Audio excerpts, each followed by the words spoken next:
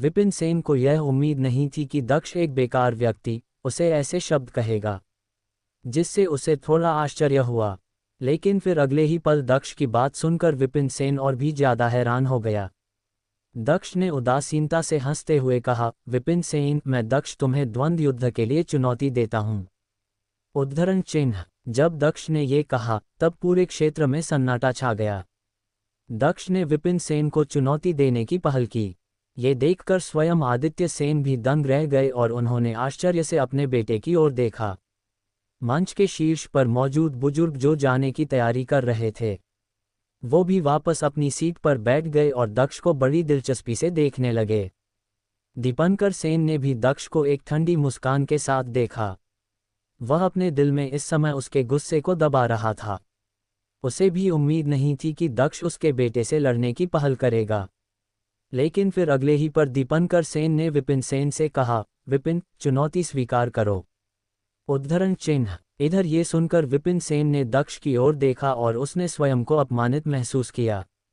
परिवार में उसकी प्रतिभा साधारण ही मानी जा सकती थी। ये केवल दक्ष के सामने ही था कि वह अपना गौरव दिखा सके और अपना सिर ऊंचा उठा सके। इस प्रकार जब भी वह दक्ष को देखता था तो वह कई बार उस पर ताना मारकर बहुत खुश होता था।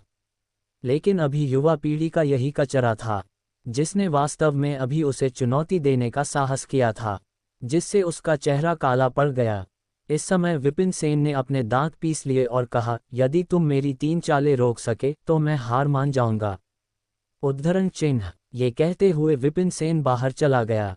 वह दक्ष को सबसे क्रूर तरीके से हराने की योजना बना रहा था, ताकि दक्ष को ये पता चल सके कि वह कितना बेकार है। विपिन सेन की बात सुनकर दक्ष ने अपना सिर हिलाया और फिर उसने उदासीनता से कहा, यदि तुम मेरा एक मुक्का रोक सके तो यह मेरी हार मानी जाएगी। उद्धरण चिन्ह। दक्ष का उदासीन स्वर ऐसा लग रहा था मानो कि विपिन सेन दक्ष का एक भी मौका नहीं झेल पाएगा, और दक्ष की यह बात सुनकर विपिन सेन का चेहरा तुरंत उदास हो गया। इधर भीड़ भी दक्ष की इस बात से स्तब्ध थी और आश्चर्यचकित होकर केवल दक्ष को देख रही थी।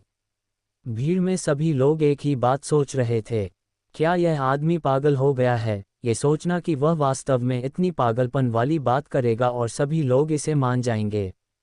उद्धरण चिन्ह। तभी इधर विपिन सेन ने कहा, कचरे द्वारा कहा गया शब्द चाहे कितना भी सुंदर क्यों ना हो, वह अभी भी कचरा ही रहेगा। शब्दों से फायदा उठाना कुछ ऐसा है जो केवल तुम ही कर सकते हो। उद्धरण चिन्ह। विपिन सेन की ये बात सुनकर दक्ष हंसने लगा, हाँ, केवल शब्दों का फायदा उठाना? तुम्हें वास्तव में लगता है कि ये केवल शब्द ही है? उद्धरण चिन्ह। इसके बाद दक्ष बेकार की बातों में अपना समय बर्बाद नहीं करना चाहता था, इसलिए उसने कहा, मेरा मुक्का संभालो।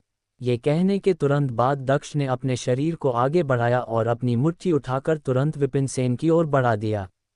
ये देखकर विपिन सेन की आंखें रोशनी से चमक उठी और उसने कहा, केवल एक साधारण मुक्का। ये कहने के बाद दक्ष के मुंह से बचने के बजाय उसने भी अपनी मुट्ठी उठा ली। वह शौर्य और उसके कौशल के बीच सभी को भारी असामान्यता को दिखाना चाहता था। वह दक्ष को ये दिखाना चाहता था कि वह दक्ष से कितना बेहतर है। फिर अगले ही पल हवा में कंपन होने लगी और दक्ष की मुट्ठी पर एक बहुत ही दबंग वायु लहर दिखाई दी, जिससे हवा में सीटी बजने की आवाज पैदा हो गई। हालांकि भीड़ केवल भारी वायु लहरों को ही विपिन सेन की ओर बढ़ते हुए देख सकती थी, जो उसके पास दबंग तरीके से बढ़ रही थी। हैवी वेव पंच तकनीक, विपिन सेन ने आश्चर्य से कहा। अचानक विपिन सेन का रंग बदल गया, क्योंकि उसे महसूस हुआ कि एक दबंग शक्ति उसकी तरफ ही बढ़ रही है और उस मुक्के की ताकत बहुत मजबूत है। लेकिन अब पीछे हटने में बहुत देर हो चुकी थी। अगले ही पल दोनों की मुट्ठी आपस में टकरा गई और फिर विपिन सेन को महसूस हुआ कि आक्रामक वायु लहरें उसकी मुट्ठी से होकर उसके शरीर में जोरदार तरीके से गुजर रही है। प्रत्येक वायु लहर पिछली लहर से अधिक मजबूत थी और यह कभी खत्म नहीं होने वाली थी। पीएफएफ। अगले ही पल एक चीख के साथ विपिन सेन का शरीर उड़ गया। ये देखकर हर कोई अवाक रह गया। ये दृश्य बिल्कुल वैसा ही था जैसा पहले आदित्य सेन और अर्नव सेन के बीच लड़ाई में हुआ था। विपिन सेन बिना किसी प्रतिरोध के दक्ष के केवल एक मुक्के से ही उड़ गया और हार गया। ये देखकर इधर दीपंकर सेन उठ खड़ा हुआ और विपिन सेन को चुपचाप घूरता रहा। जो कि जमीन पर लेटा हुआ था। वह इस समय बहुत ही हैरान था। इस समय विपिन सेन भी दीपंकर सेन की तरह ही हैरान था और वह इस क्रूर वास्तविकता को स्वीकार करने में असमर्थ था। उसने हैरानी भरे स्वर में कहा, ये कैसे हो सकता है, ये कैसे संभव है। उद्धरण चिन्ह। जब भीड़ में उपस्थित दर्शकों ने विपिन सेन की ये बातें सुनी, तब उन्हें याद आया कि दक्ष ने पहले क्या कहा था, तुम ये कहते रहते हो कि मैं एक कचरा हूँ। तो मैं तुमसे पूछना चाहता हूँ कि अगर एक दिन तुम्हें पता चले कि तुम मुझसे भी बदतर हो, तो तुम कितने अपमानित होगे।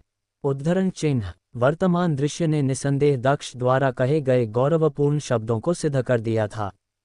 सभी दर्शकों के मन में इस समय केवल एक ही बात चल रही थी, क्या ये सेन परिवार का वही बेकार युवा महामहिम है। उद्धरण चिन्ह। दर्शकों में सभी को ये अच्छे से पता था कि विपिन सेन को एक मुक्के से उड़ते हुए भेजने में सक्षम होने के लिए दक्ष के मुक्के में कम से कम 60 क्रूर हाथियों की ताकत के बराबर शक्ति होनी चाहिए थी। इधर दक्ष ने विपिन सेन की ओर बुरी नज़रों से देखा और व्यंग्यात्मक स्वर में कहा, तुम ये कहते रहते हो कि मैं कचरा हूँ। अब जबकि तुम मेरा एक मुक्का भी नहीं खा सकते, तो तुम्हें कैसा महसूस हो रहा है। क्या तुम अब समझ सकते हो कि वास्तविक कचरा कौन है। उद्धरण चिन्ह। इसके बाद दक्ष ने अपना सिर उठाया और दीपंकर सेन की ओर देखते हुए कहा, और आप वरिष्ठ हैं, फिर भी आप हर समय कचरा शब्द कहते रहते हैं। अब तो आपके पुत्र को भी मैंने एक मुक्के से ही हरा दिया है। आप हमेशा कहते रहते थे कि मैं कचरा हूँ, तो अब आपको यह नहीं कहना पड़ेगा कि आपका बेटा भी एक कचरे का टुकड़ा है। उद्धरण चिन्ह। दक्ष की यह बात सुनकर दीपंकर सेन का चेहरा बदसूरत हो गया और उसने दक्ष को घूरते हुए कहा, तुम केवल साधारण ऊर्जा के 6वें स्तर पर हो।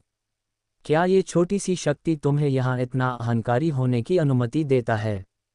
उद्धरण चिन्ह। इस पर दक्ष ने कहा, मैं यहाँ अहंकारी नहीं हो रहा हूँ, मैं बस वही लौट रहा हूँ जो आपका बेटा और आप मुझे हमेशा से दे रहे हैं। उद्धरण चिन्ह। इसके बाद दक्ष इससे अधिक और कुछ भी कहने को तैयार नहीं था। वह जाने के मुड़ा और उसने जाते समय बोला, यदि आप दूसरों को शर्मिंदा करेंगे, तो दूसरे लोग भी आपको शर्मिंदा कर सकते हैं। उद्धरण चिन्ह। ये कहने के बाद दक्ष तुरंत अपने पिता आदित्य सेन के पास लौट आया। इस समय आदित्य सेन ने धीरे से बुदबुदाते हुए कहा, यदि आप दूसरों को शर्मसार करते हैं, तो दूसरे लोग भी आपको शर्मसार करेंगे।